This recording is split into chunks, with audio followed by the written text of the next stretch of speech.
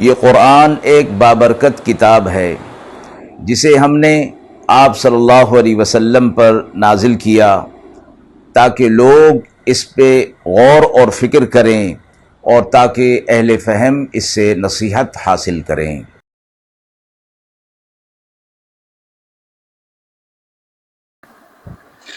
बिस्मिल्लाहिर्रहमानिर्रहीम।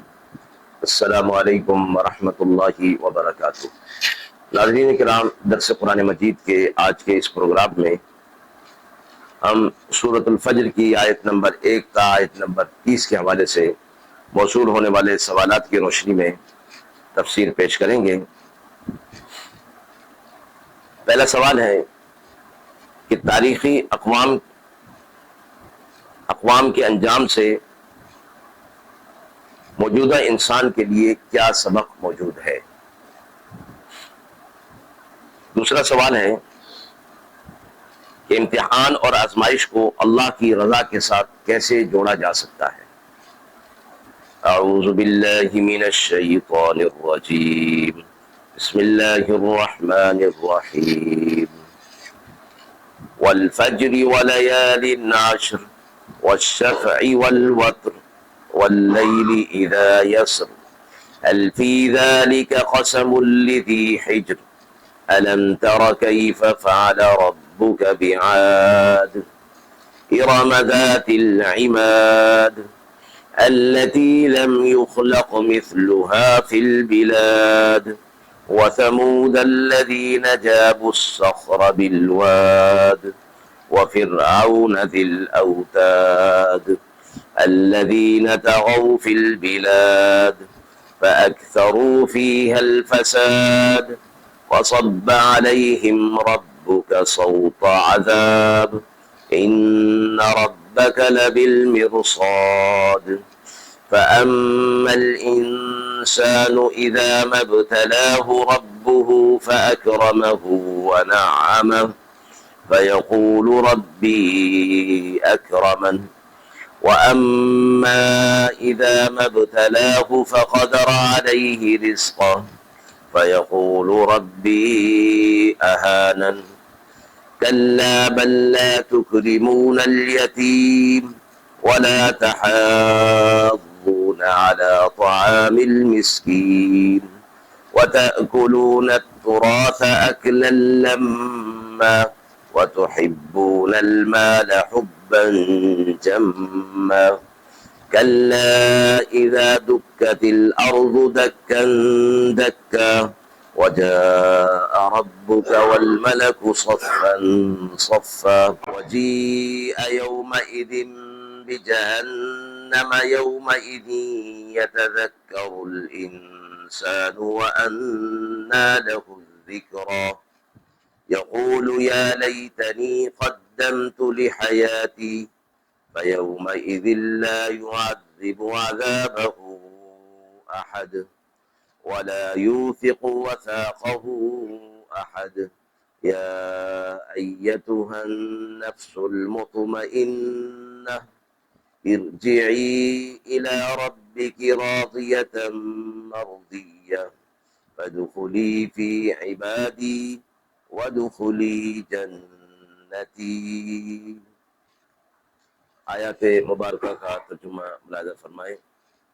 कसम है फजर की और 10 रातों की और जुफ्त और ताक की और उस रात की कि जब रात चले है। इन चीज़ों की कसम में पूरी अक्लमंदों के लिए आपने न देखा कि कैसा किया आपके रब ने आद के साथ, वो जो इरम में थे बड़े सुतूनों वाले कि बनी नहीं वैसी सारे शहरों में, और समूद के साथ जिन्होंने तराशा पत्थरों को वादी में, और फिरौन के साथ कि वो मेखों वाला था।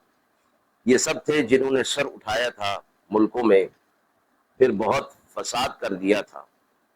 फिर फेंका उन पर आपके रब ने कोड़ा अजाब का, बेशक आपका रब घात में है। सो इंसान जो है जब अल्लाह मुब्तला करता है उसको और फिर उसको इज्जत दे और उसको नेमत दे तो कहता है मेरे रब ने मुझको इज्जत दी। और वो जिस वक़्त उसको मुब्तला करे پھر تنگی کرے اس پر روزی کی تو کہتا ہے میرے رب نے مجھے ذلیل کیا، کوئی نہیں، پر تم عزت نہیں کرتے یتیم کی اور تاکید نہیں کرتے آپس میں محتاج کے کھانا کھلانے کی، اور کھا جاتے ہو مردے کا مال سمیٹ کر، اور پیار کرتے ہو مال کو جی بھر کر، کوئی نہیں جب پست کر دی جائے گی زمین پھوٹ کر، اور آئے گا آپ کا رب اور فرشتے قطار در قطار، اور لائی جائے گی اس دن دوزخ، اس دن سوچے گا انسان اور کہاں ملے گا اس کو سوچنا، کہے گا کیا اچھا ہوتا کہ میں کچھ آگے بھی بھیج دیتا اپنی زندگی میں، پھر اس دن عذاب نہ دے گا اس کا سا کوئی، اور نہ باندھ کر رکھے گا جیسے اس کا باندھنا ہے۔ اے وہ نفس جس نے اطمینان پکڑ لیا، پھر چل اپنے رب کی طرف، تو اس سے راضی وہ تجھ سے راضی، پھر شامل ہو میرے بندوں میں اور داخل ہو جا میری بہشت میں۔ سورۃ الفجر کی یہ آیات ہیں۔ سورۃ فجر مکہ میں نازل ہوئی، اس کی 30 آیات اور 1 رکوع ہے۔ ابتدا میں اللہ رب العزت نے چند چیزوں کی قسم کھا کر ان اقوام اور ان کے بارے میں بتایا کہ ان کے ساتھ اللہ رب العزت نے کیا معاملہ کیا۔ پھر انسان کی 2 کیفیات کا ذکر کیا کہ جب اللہ کی طرف سے اس پر نعمتیں ہوتی ہیں تو وہ خوش ہوتا ہے، اور جب اللہ اس کو آزماتا ہے تنگی دے کر تو پھر وہ اللہ سے گلے شکوے کرنے لگ جاتا ہے۔ فرمایا گیا کہ تم یتیم کا اکرام نہیں کرتے، مسکین کو کھانا نہیں کھلاتے، مال سے محبت کرتے ہو، میراث کھا جاتے ہو، اور آخرت کو تم نے بھلا دیا ہے، وہ قیامت ضرور قائم ہوگی، اور اس دن جو نفس مطمئن ہوگا وہی خوشی میں ہوگا، اللہ اس کو اپنے نیک بندوں میں داخل کر کے فرمائے گا کہ میری جنت میں تو داخل ہو جا۔ مذکور آیات کے حوالے سے جو ہمیں پہلا سوال ملتا ہے کہ اقوام کی تاریخ کے انجام سے موجودہ انسان کے لیے کیا سبق ہے۔ سورۃ الفجر کی ابتدائی آیات میں اللہ تعالیٰ نے ان اقوام کو ان کی سرکشی اور ظلم کی وجہ سے ہلاک کیا تھا۔ یہ بیان موجودہ انسان کے لیے تنبیہ ہے کہ طاقت، دولت اور علم کے غرور میں اللہ کے احکامات کو نظر انداز کرنا انہیں بھی اسی قسم کے عذابات میں مبتلا کر سکتا ہے جس طرح کے گزشتہ اقوام کو اللہ نے یہ سب چیزیں دی تھیں، لیکن انہوں نے اس کی قدر نہیں کی اور وقت کے نبی کو جھٹلا دیا تو اللہ نے عذابات ان پر نازل کیے۔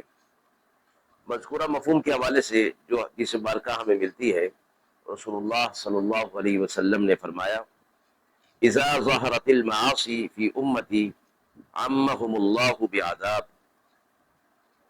جب میری امت میں گناہ عام ہو جائیں گے تو اللہ ان پر عذاب بھیج دے گا۔ آج دنیا میں ظلم، تکبر اور نافرمانی عام ہو چکی ہے۔ یہ آیات ہمیں تنبیہ کرتی ہیں کہ اگر ہم اللہ کی راہ پر نہ چلے اور اللہ کے احکامات کو پورا نہ کیا تو ہمارا انجام بھی انہی اقوام جیسا ہو سکتا ہے۔ دوسرا سوال ہے کہ امتحان اور آزمائش کو اللہ کی رضا کے ساتھ کیسے جوڑا جا سکتا ہے۔ ان آیات میں یہ فرمایا گیا ہے کہ انسان آزمائش کو اللہ کی محبت یا ناراضگی سے جوڑ دیتا ہے، حالانکہ آزمائش کے ذریعے اللہ انسان کے ایمان اور شکر گزاری کو پرکھنا چاہتے ہیں۔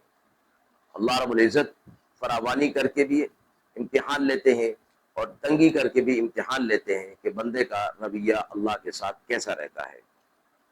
مذکورہ مفہوم کے حوالے سے جو حدیث مبارکہ ہمیں ملتی ہے، رسول اللہ صلی اللہ علیہ وسلم نے فرمایا ان عظم الجزاء مع عظم البلاء، بڑی آزمائش کے ساتھ بڑا اجر ہے۔ آج کے دور میں لوگ مشکلات کو اپنی ناکامی سمجھنے لگتے ہیں اور اللہ سے شکوہ کرتے ہیں۔ یہ آیات اور حدیث مبارکہ ہمیں صبر، شکر اور اللہ کی رضا پر راضی رہنے کی تعلیم دیتی ہیں۔ ناظرین کرام، ہم امید کرتے ہیں کہ مذکورہ سوالات کی روشنی میں جو تفصیل پیش کی گئی وہ آپ کے لیے قابل اطمینان ہوگی۔ اس حوالے سے آپ کے بھی سوالات ہوں تو ضرور کمنٹ باکس میں دیجیے، انشاءاللہ ان کے جوابات دینے کی پوری کوشش کی جائے گی۔ وآخر دعوانا ان الحمد للہ رب العالمین۔